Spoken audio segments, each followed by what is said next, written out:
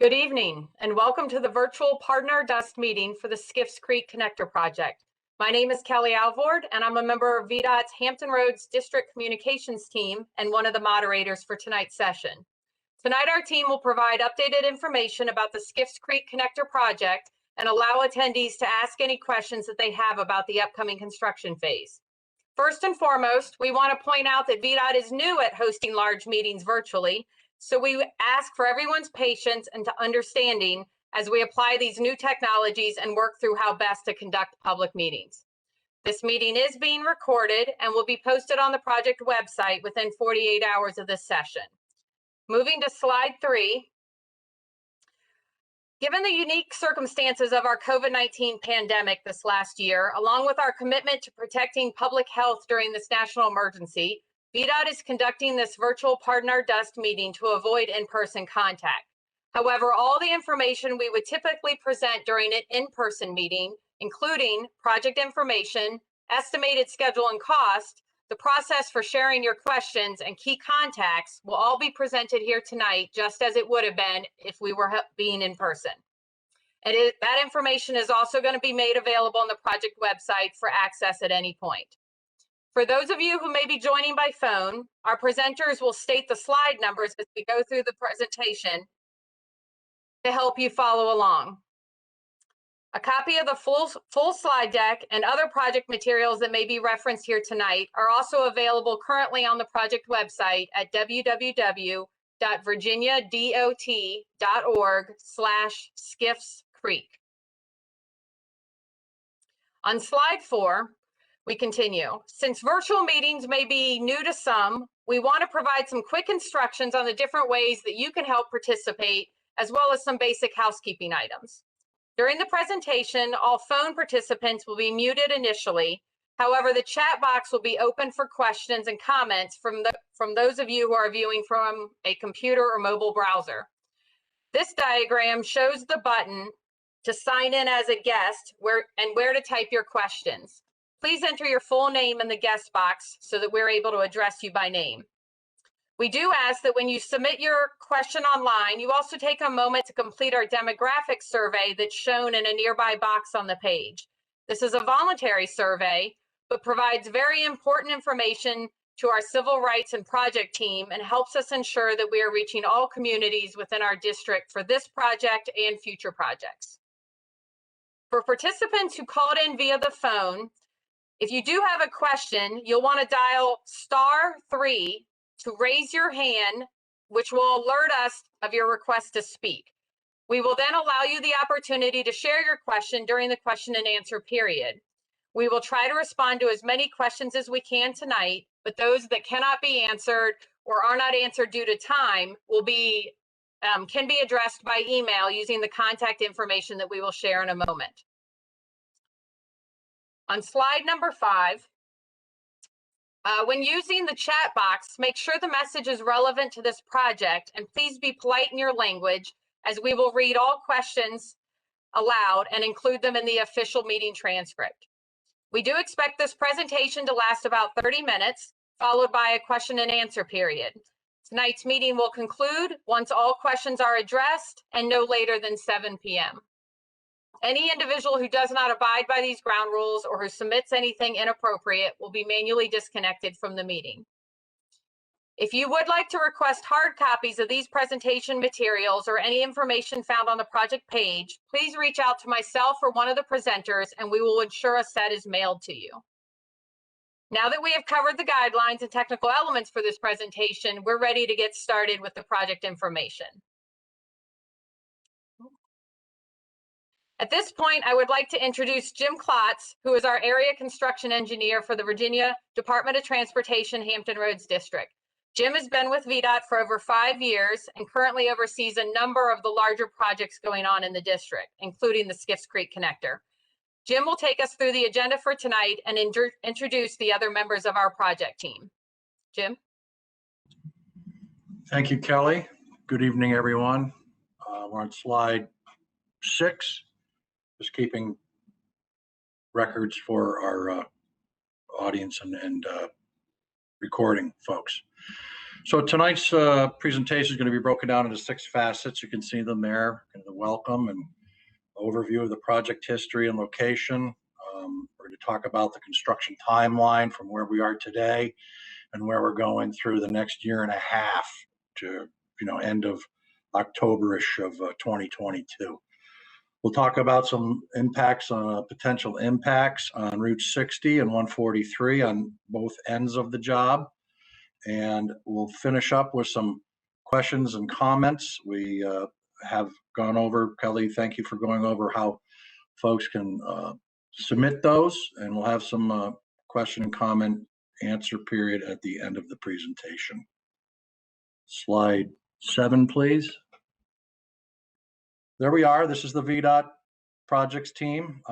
Again, that's me there and here. And I'd just like to take a moment to thank Kelly for all her hard work and efforts in putting tonight's presentation and technical details in order so we can present this meeting. It's been quite a ride over the last couple of weeks or days to do this.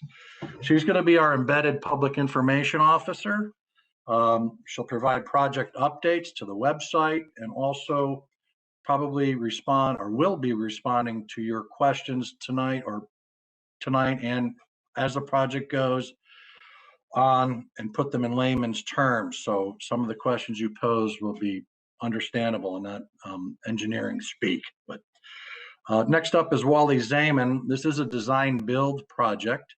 Wally has carried the project from January 20 to today through design phase and right up to now. And next is David Black. He's the Vdot construction manager for the project. He's a lifetime resident of the Williamsburg area and has extensive background in delivering projects throughout Williamsburg. As you can see in his photo, he's an avid outdoorsman, and he recognized the importance of practicing environmental stewardship through the construction phase of the project. Lastly, we have Mike Tugman and Claudia Walsh. They too have been involved with the project since the beginning design phases and will continue with us throughout construction to provide technical services and support through the construction phase of the project. That's the Vdot team, and I'd like now to turn it over to Robbie Roberts from Shirley Contracting to introduce the presenters for tonight. Robbie?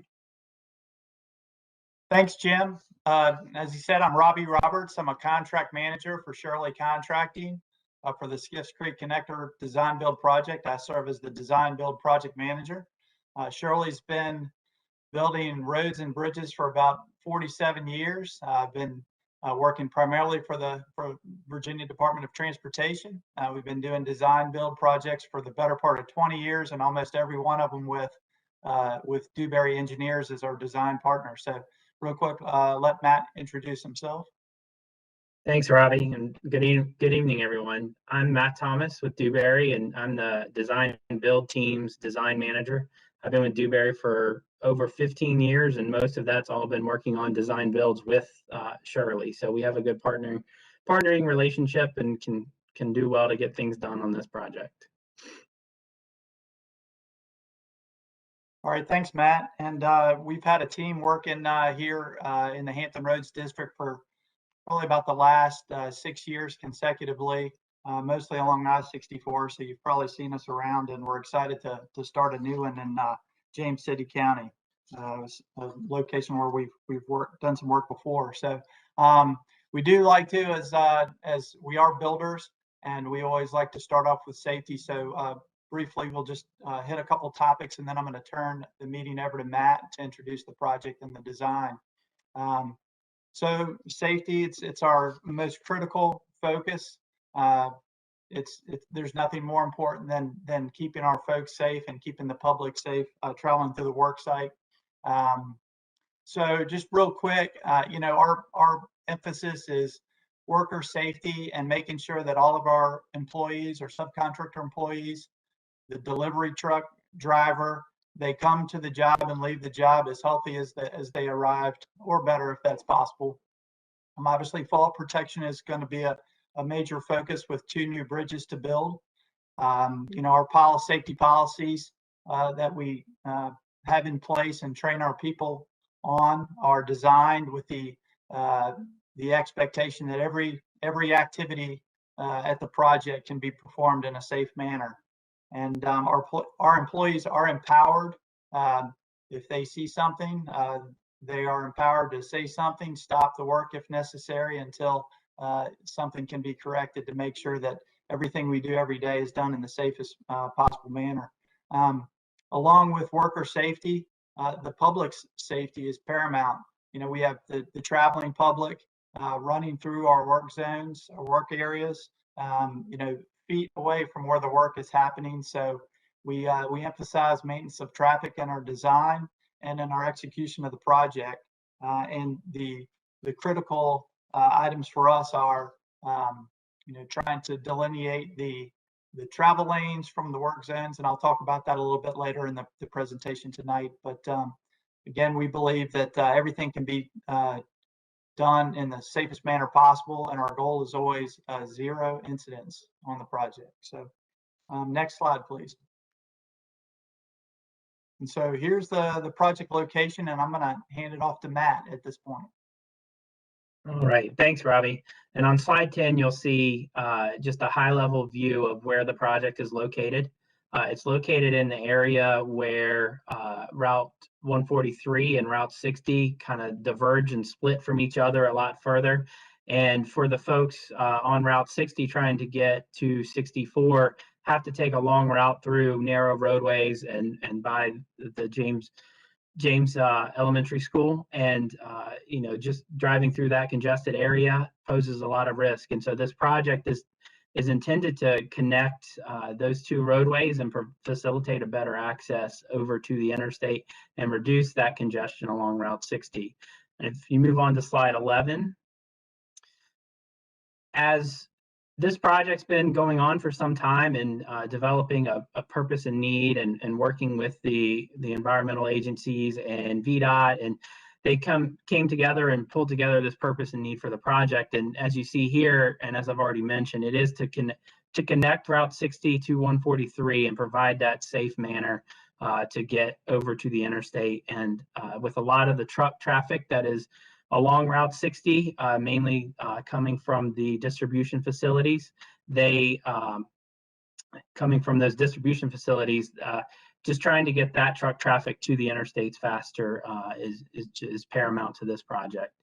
So moving on to slide 12. As I mentioned, this project's been going on for quite some time, and actually started back in 2012 with the location study and environmental assessments. And that process really identifies the best alignment for the corridor and starts all of the reviews for your threatened and endangered species and wetland studies, and it kind of develops that study map. From there, everything has been coordinated with FHWA, James City County, VDOT to ultimately secure funding and get approval for the project to become an official project with the finding of no significant impact that FHWA found on 2019. From there, VDOT went through the process of procuring a design build team, and that's the Dewberry Shirley team. And since January of 2020 last year, we've been working hard with folks to design the project, and recently just gaining design approval of the most of the facets of the project and getting our permits to get started. So moving to slide 13, as Jim's mentioned, there's a lot of focus on the environmental stewardship on these projects, and starting from the get-go on this project, it started with that environmental study, and continuing on through that project, it has been a focus of this. We've coordinated with the Army Corps of Engineers, DEQ, which is the Department of Environmental Quality, as well as the Department of Wildlife Resources to go through and make sure our erosion and sediment control plans are up to par and protecting those environmental pieces, and ultimately gaining our permits just recently for DEQ and the Army Corps so that we can begin that construction. And speaking of construction, I'll turn it over to Robbie real quick to talk the environmental focus during construction. All right, thanks, Matt.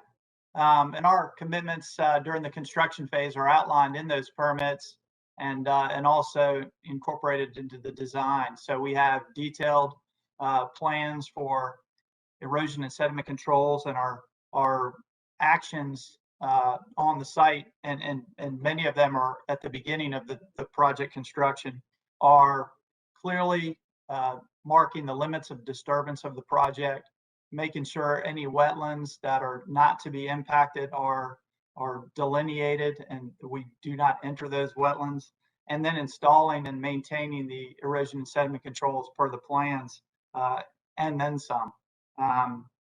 And you know, what it all boils down to is trying to keep the land, the earth, the sediment that we disturb while we're building the new road within the project confines, and that's accomplished largely by you know, controlling the flow of water when it rains onto the project site. So we inspect our controls on a regular basis. It's twice per week.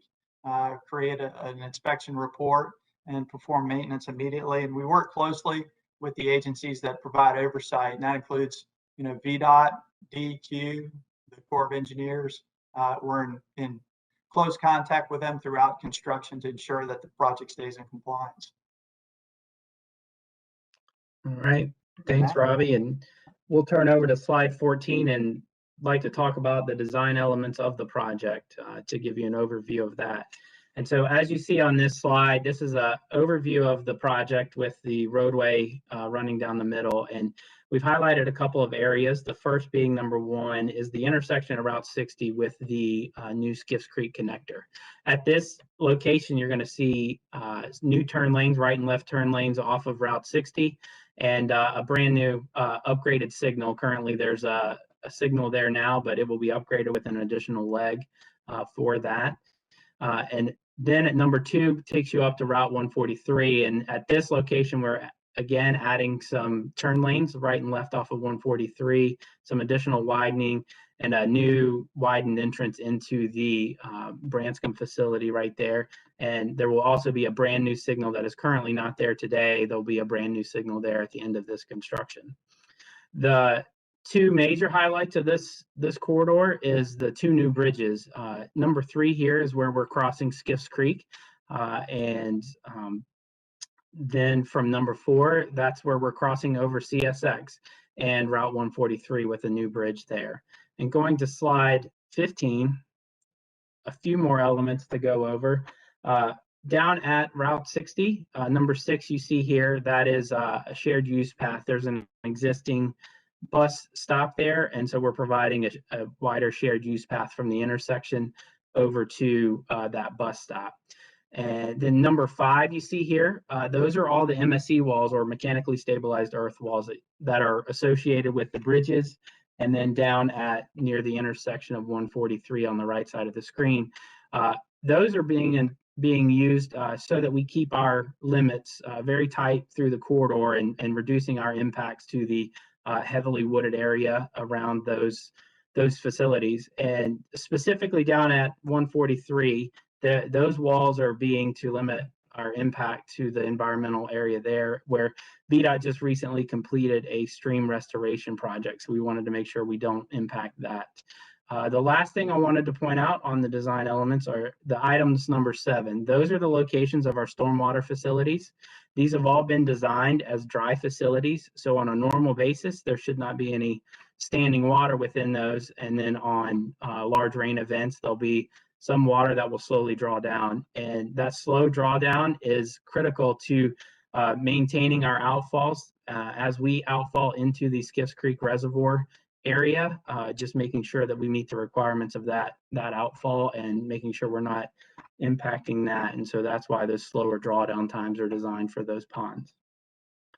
Moving to slide 16, just wanted to get into a couple of the typical sections of what the road's going to look like. So the Skiffes Creek connector itself is designed as a 2-lane roadway, 1 lane in each direction with curb and gutter. In some areas, there is going to be some guardrail, and then in other areas, we're looking to implement a wider bench due to the site distance as you turn some of the sharper turns there so that you can see around. With there being a lot of truck traffic, that sight distance is critical to make sure that everybody's driving on Skiffes safely. As we, on the right side of the screen, these are both at the intersection of 143 and Route 60. It shows you that we are adding a right turn lane on the connector to turn out onto each of those facilities, and so it will be a wider section through there. On slide 17, just wanted to talk about the bridge typical sections for a second. And this, what you're seeing on the screen now, is the typical for the bridge as it crosses Skiffes Creek. On the top left, you'll see Skiffes Creek is naturally divided into two little areas as we cross it. And so we've placed our pier in between those two to reduce those impacts to the existing stream there. And then on the right, you'll see the typical section here. And what we have on this bridge is steel girders underneath with a concrete deck on top. And the unique parts about these two bridges are that both of them have the concrete parapet steel rail, or CPSR. And what this is it's a little bit more open view. So as you're crossing over Skiffes Creek, you can enjoy the environmental view as you're looking through that view shed of the railing.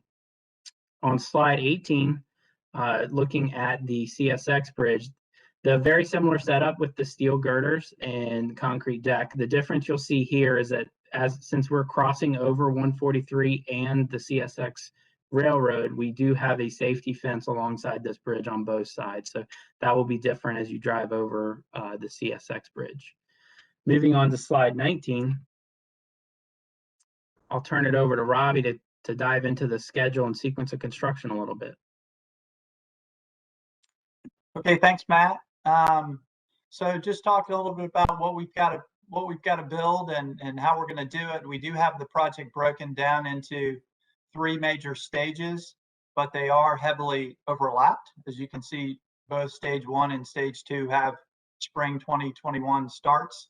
You know, we believe the most important part of the project is to be able to do a quality job and give it to the public as quickly as possible. And I think that's one of the reasons why Vdot embraces the design build process. We can deliver the projects quickly, and we want to impact the traveling public for the shortest duration possible. So there is some overlapping of these stages, but in the first stage, it's getting the project area set up. We've actually already installed some temporary construction signs and portable changeable message signs on Route 60 and Route 143 to give travelers a warning of there's a work zone ahead and to be, you know, alert as they're you know, coming into the area where the project is being built. And early on, people will see in the eastbound direction on Route 143, they'll see barriers set up to allow for the widening of Route 143 in the eastbound direction, and also to provide access to the bridge pier that Matt just described between Route 143 and the railroad. Over on Route 60, some of the early work includes some utility relocations. There are some overhead power lines that'll be adjusted slightly to allow for construction of the project.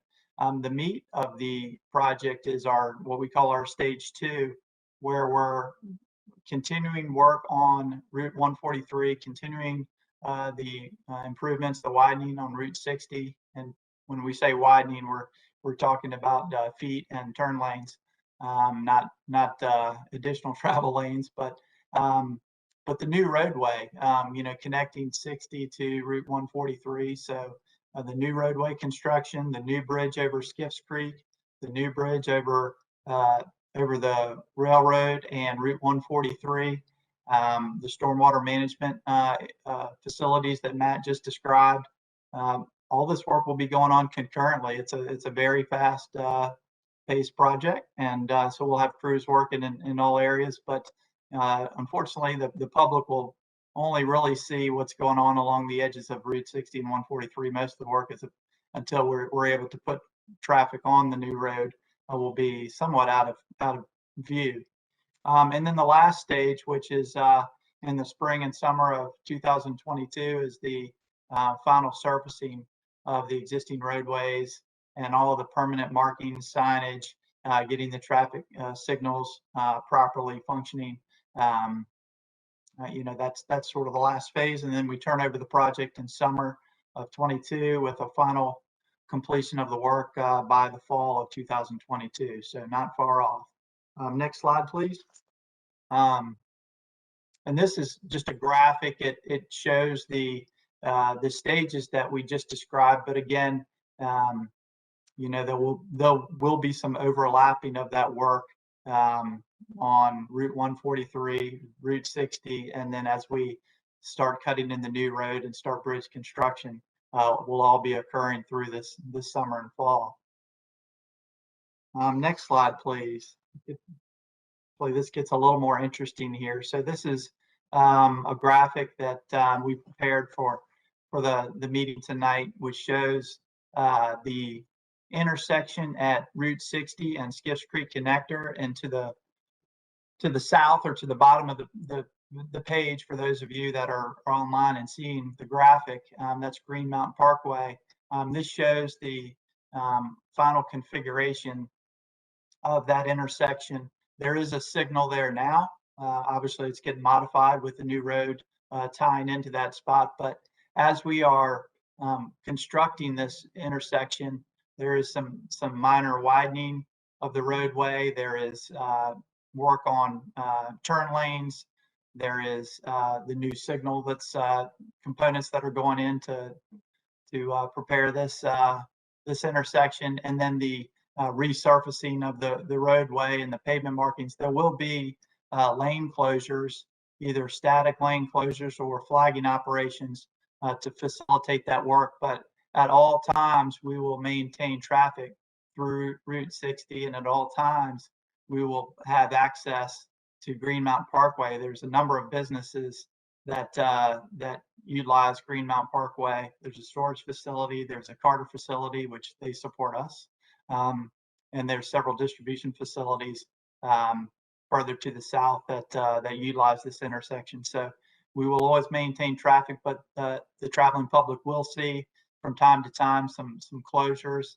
They'll see barrels along the edge of the road, delineating the travel lanes from the work that's going on.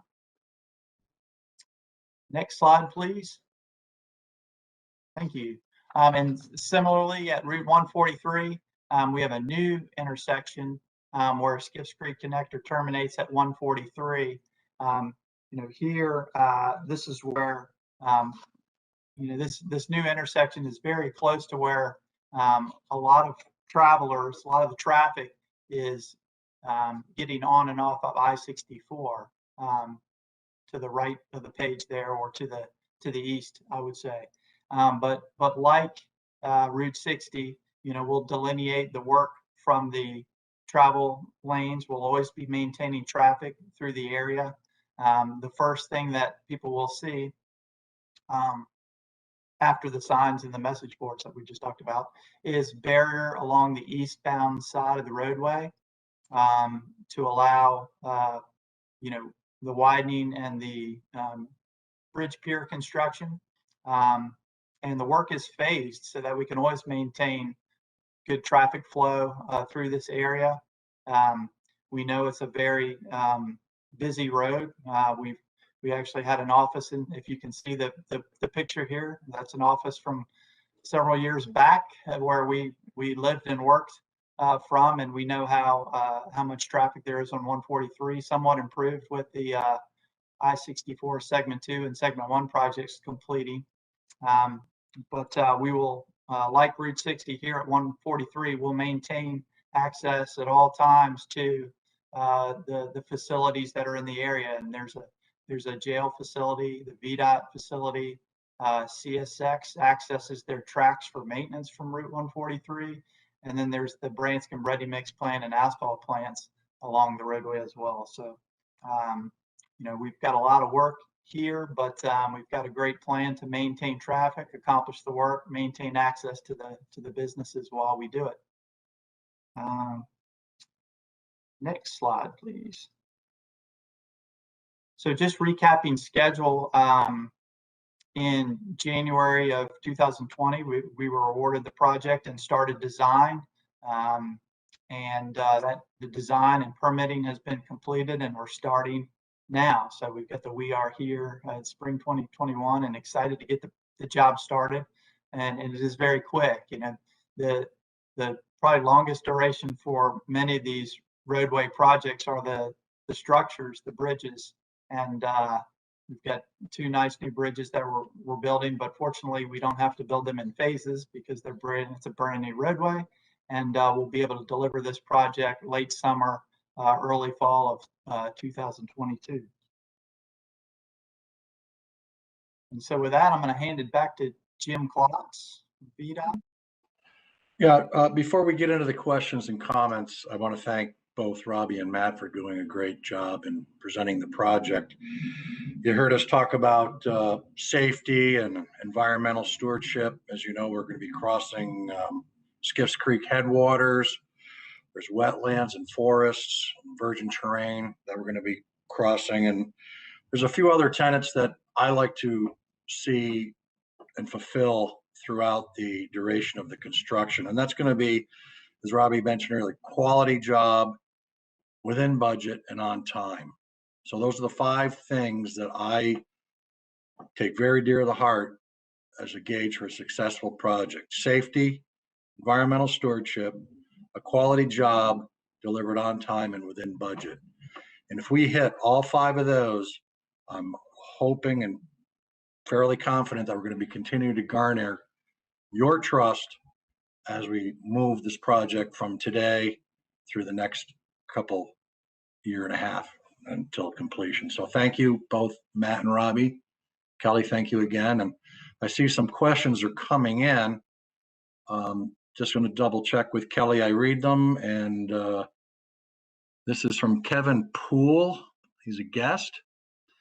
So this is going to eliminate traffic at the corner of Route 238 and Route 60, but going to increase the traffic at Route 238 and Route 143.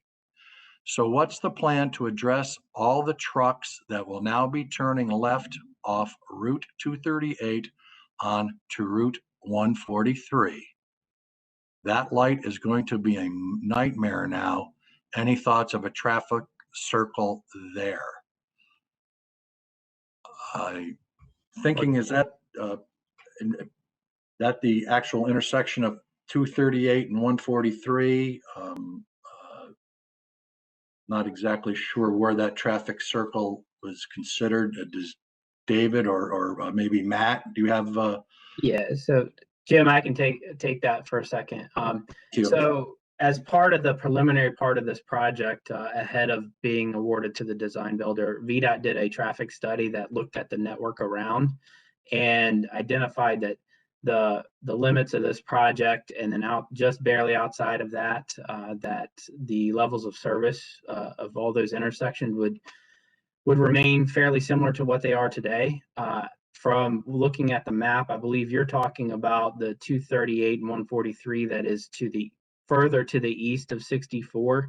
And I think the intent and the way the traffic was modeled was assuming that those trucks were making the movement up Skiffes Creek and then to gain access to 64. So I don't know that the intent was that they were going that far down to that intersection, but certainly we'll take that intersection and look at it and take your suggestion there and talk with Vdot and just make sure we're all kind of circled on that and circle back. But the scope of this project looked at adding the turn lanes and the intersections and making sure those operated, and then just outside of that, making sure that those also were within acceptable levels of service. Okay, thank you. Next question. Can you discuss how the construction team will be protecting and maintaining traffic access to local businesses that use Route 1 and 43 and Route 60 every day? And I'm not sure if that's a follow-on from Kevin, Mr. Poole, or listed above from Kevin Poole. Jim, I think and I think Robbie did a good job covering that during those traffic impacts. I think that question came in ahead of that. But those traffic impacts, the goal, we've laid out our maintenance of traffic, as Robbie said, to make sure that the local entrances and businesses along 143 and 60 remain open. And sometimes during construction, there are going to be lane closures, but they will still remain open and access to those entrances. Okay. This is from Nina Ulrich to everyone. Why not go out to I-64 as well? It's right there, and that would eliminate all truck traffic at the Route 238 and Route 143 intersection. All right, I'll take that one again as well. I think early on, during that environmental assessment, they did have to review several different alignments, and I believe direct connection to 64 was looked at. But with 64 being a limited access and the spacing requirements, and you already have that interchange right there at Yorktown, that eliminated being able to do a direct connection to 64 right there. And it's a follow-up question from Nina Ulrich. How will priority of the signal light be determined? Will Route 143 or the trucks take precedence? I'll take that one as well. The goal of the signals, each one will be timed differently and independently, and there are guidelines for developing those timings to ensure that level of service for each approach is within acceptable limits. I think what we look at is a level of service C or better, and really it's modeling that intersection and doing the timing so that each approaches meet that goal as well as the overall intersection. So I don't know that it's specifically precedent on trucks or 143, but it's just optimizing that signal in general to make it work as efficiently as possible. Okay, another question. For any residents who live nearby, what hours will construction sounds be the loudest? Will there be a significant amount of nighttime work that could be loud? I think that's probably me. Our normal construction hours are, Monday through Friday, 7 a.m. to 5 p.m.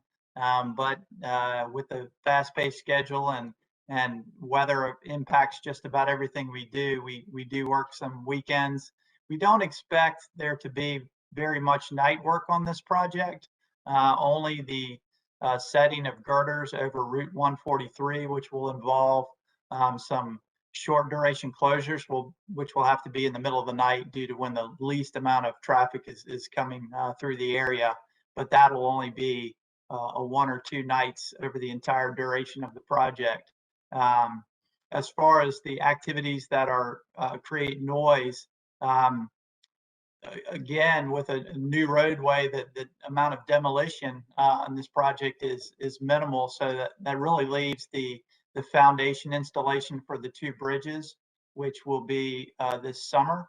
So there will be some pile driving at the 2 bridge locations, but the bridges where they're located on this project are quite far from any residential areas. So really don't expect there to be many noise issues, if any noise issues for the project. It's one of the things we're excited about because it is always a challenge when we're in projects in other locations. Yeah, I'd have to agree with that. It's pretty rural out there between both termini from the project. Another question is environmental. You touched on this some, but can you explain again how Vdot is planning to protect the environment? What about the native trees that exist currently in the Skiffes Creek, which is in the vicinity of the reservoir? I'll start off with that one and then maybe turn it over to Robbie for the construction side. But during design for the project, for our erosion and sediment control, for the overall project limits, we did a lot of coordinating with the Army Corps of Engineers and making sure that our limits were kept as tight as we could on our project. I mentioned earlier about the MSE walls, using that to reduce our footprint as we had some of those higher fills. All of this combined was to eliminate, trying to eliminate the need for clearing some of those trees along the corridor. During the permitting process, there are some bats, and we worked closely with the DWR to make sure that those areas were identified and maintained as many of those native trees as we could. So just working closely with those agencies and developing our E&S plans and our overall limits, keeping those tight, is what we approach during design to limit those. Yeah, and I can add further to that. It brings back the memory of the multicolored bats we ran into. We did do some work to make sure that they were addressed, and also just the environment there, the erosion and settlement controls, the permitting, and everything that we have in place with the stormwater pollution prevention plan and things of that nature, to avoid, as Robbie mentioned earlier, any runoff from the job getting into the waterways, wetlands, and proximate area. This is a reminder that if you've called in, please dial *3 on your keypad to alert us that you have a question. Once received, we will send you a request to unmute your phone, and you will be able to speak directly to our team for your question. So if anybody does have a phone out there and would like to get a hold of us, hit with *3 on your keypad, and we'll get you in queue. Thank you.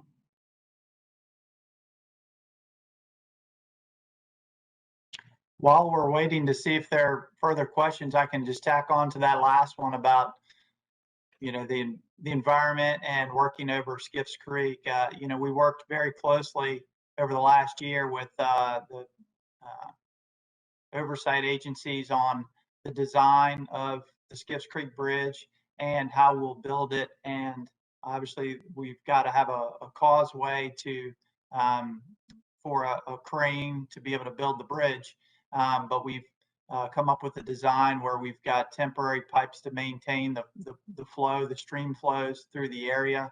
And we have robust perimeter controls throughout the project to, again, contain the disturbed earth within the project limits. And I think the design team has done a great job with that. And then it's our job to execute that and follow the very prescriptive requirements of the permits. Okay. Next question. Is the current funding for this project secure, or could it be impacted by COVID-related changes to state budgets and thus delaying the project? Yes, the funding is secure. And could it? We don't foresee that happening at this time. This is a general announcement. Thank you for the comments that have come in thus far. Please also take a moment to also complete our demographic survey shown in the nearby box on the meeting page. This is a voluntary survey, but provides very important data to our team. Also like to add, this week happens to be National Work Zone Awareness Week.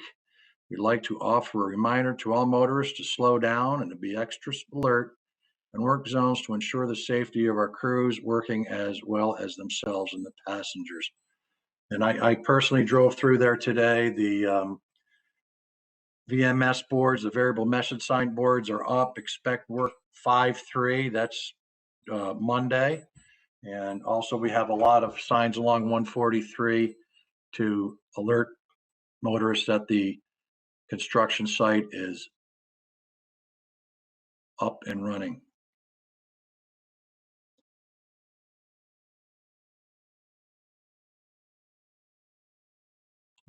Got another question in.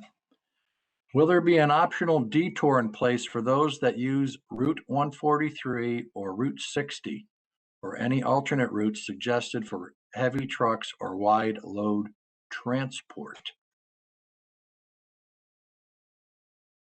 Jim, I can take that one.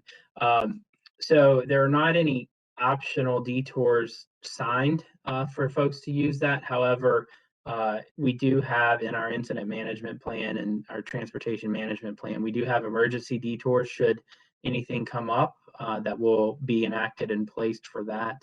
As far as the heavy trucks or wide loads, those are typically require a permit, and those have to be coordinated with the agencies, and all of our lane closures and traffic control is inputted into the system that they look at and compare for those permits. So that will all be coordinated for those through that system. Yeah, and we're used to being contacted when those permits are requested, and we're able to usually coordinate and make sure that everybody knows what's available, what the width of the roadway that's available if we do have a closure in place, and if there's a conflict. And we've always had great success working through it. So I don't expect that there to be any flow of goods or equipment to be inhibited by the project. And I agree with that. You know, just going up there, it's not really in any kind of mainstream traffic. We're not impacting any of the interstates. It's I'm very excited to get moving on this. I think we all are, and just really looking forward to getting things started out there. And I hope the folks will appreciate what we're building for them and see it as we do as a successful project over the next year and a half.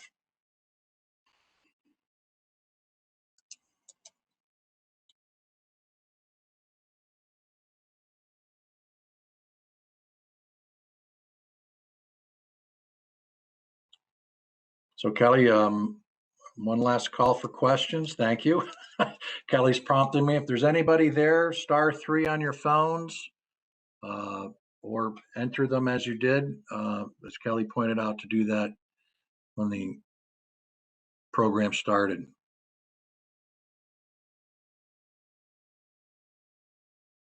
Kelly, I believe we don't really have anything else coming in, so turn it back to you. Thank you, Jim. As part of our commitment to ensuring members of the public and business are informed throughout the projects, we are providing a few different methods for you to stay up to date with this particular one. The project website at virginiadot.org/Skiffes Creek will be updated with all the major milestones and traffic alerts that occur during the construction phase. Additionally, if you want to receive direct emails in advance of any traffic shifts, closures, or other impacts, we have a subscription area on the website that will allow you to be a part of our distribution list and get those announcements immediately. If you have any questions that come up later this evening or next week or just throughout the construction page or phase, feel free to email us at hamptonroadspublicinfo@vdot.virginia.gov. And that will come directly to me and my team, and one of our content experts will respond back to you directly, addressing any questions that you have. Just as a reminder, this presentation will be posted on the project website within 48 hours of our ending this evening. If you want to view it again or share it with others, we do encourage you to share it with any other folks that you know visit that corridor or drive that particular route often, so that they're informed of what's going on and what to expect as well. Thank you again for everyone that participated this evening and provided questions, as well as our panelists who are critical to pulling this event together. Thank you for watching and participating, and we are going to formally adjourn this meeting at 6:20 p.m. Thank you.